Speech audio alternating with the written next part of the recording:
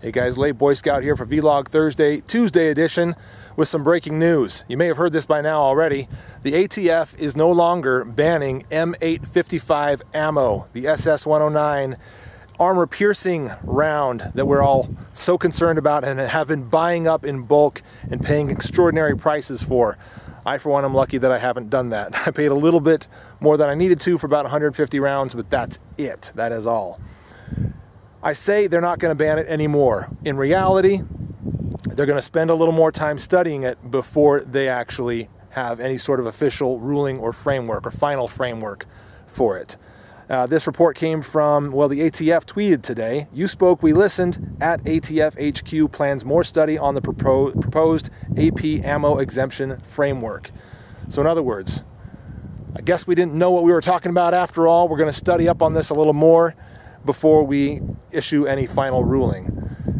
And the report is coming in from Katie Pavlich at townhall.com. The quote is, "Although ATF endeavored to create a proposal that reflected a good faith interpretation of the law and balanced the interest of law enforcement, industry, and sportsmen, the vast majority of the comments received to date are critical of the framework and include issues that deserve further study," an ATF press release states.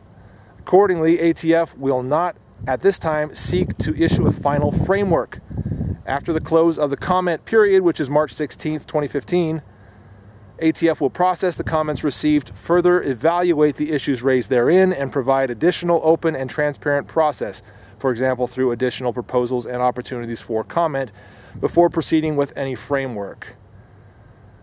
And the article goes on to state, I might as well read a little more of this. "Members on both sides of the aisle in Congress have also been highly critical of the proposal, along with the National Rifle Association and the National Shooting Sports Foundation. The Bureau received extra scrutiny last week when it was discovered that new ATF 2014 regulations guidebook did not include the exemption. ATF said that the guidebook will be updated to include the exemption. They basically claim, oh, that was by accident. We forgot to put it back in by accident." Some of you guys heard about that as well. ATF released the proposal in February for public comment, citing law enforcement safety as justification for the ban. A timeline for further study of the proposed ban has not been issued. In other words, they say they need further study, but they're not sure how long they need to continue studying it.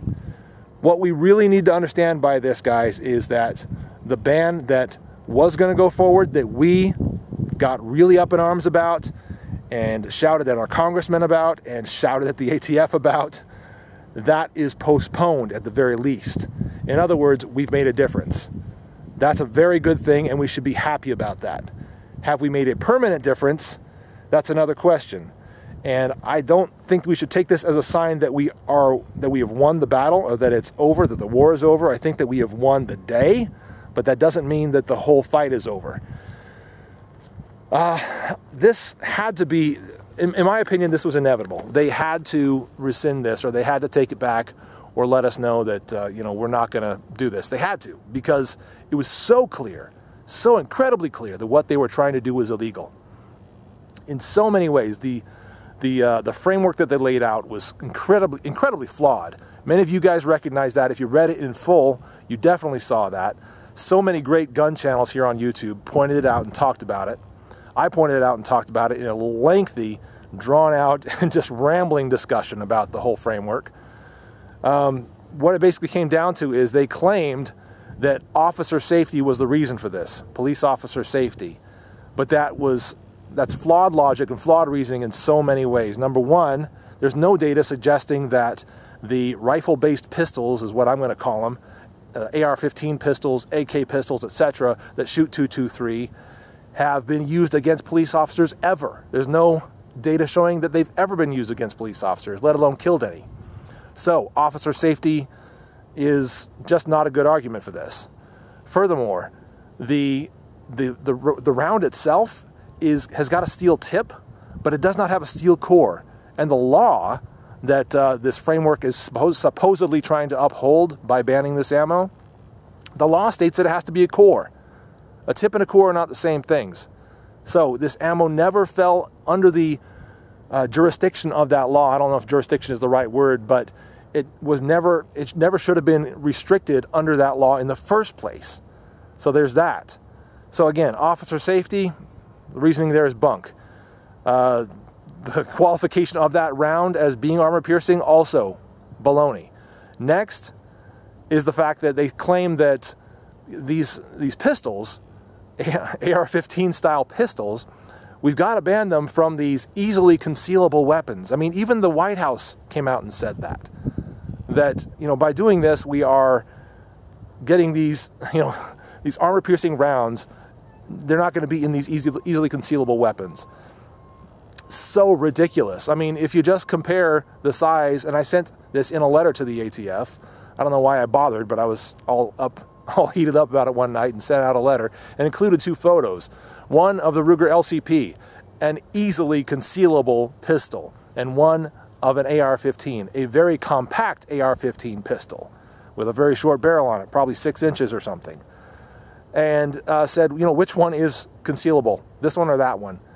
It's so obvious that AR-15 style pistols, rifle-based pistols, are not concealable. Not at all. So there was no really, all the logic, I should say, in that framework was completely flawed from the beginning, from the get-go.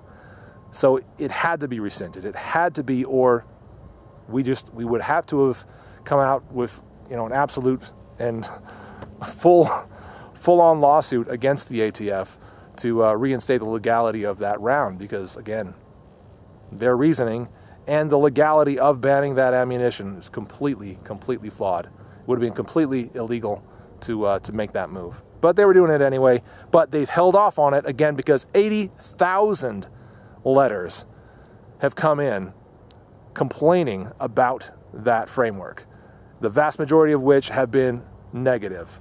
So 80,000 comments, the vast majority of which have been negative, all stating and making clear to the ATF that they need to engage in further study on the issue. This, you know, and I talked about this in my rambling discussion about the M855 ban, this kind of furthers my argument that they're just stupid. Again, I wanted to give them the benefit of the doubt and say, you know, you're either malicious or stupid. I'm going to give you the benefit of the doubt and say you're stupid. This furthers my argument that they are stupid, okay? Because they just came out and said, well, we need to study it some more. We put out this framework saying what we needed to do, what we wanted to do, what we intended to do. It turns out we need to think about it a lot more. Yes, ATF, you do. And I'm sorry to come right out and call anybody stupid.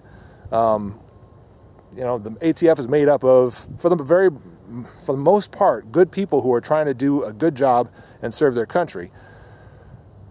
But anybody in the ATF who thought this was a good idea to put this framework out based on the logic that they claimed, they're stupid. They're stupid or complicit with those who are being malicious. In either case, it's off for now, but stay vigilant. Stay in touch with your senators, your representatives. Let them know that the law needs to be changed. The law that talks about armor-piercing ammo in the first place needs to be changed so that it's very, very clear that it's not a may be used in handguns, but a designed to be used in handguns or designed to be used in rifles and so forth. The language needs to be clarified there so that we don't have anything wishy-washy that the ATF can say, well, we're not sure about the language, so we have to do this. No, no more of that. Let's fix the law. Get in touch with your congressmen, your representatives, make that happen. And in the meantime, don't pay ridiculous prices for XM855. Don't do it. Don't pay 80 cents a round. I wouldn't pay 50 cents a round if you can avoid it. 50 cents is not too bad, but hold off on it one way or the other. That's Vlog Thursday, Tuesday edition for now, with this breaking news about the ATF and the hopefully not ever going to happen XM855 ammo ban. Thanks for watching. We'll see you later.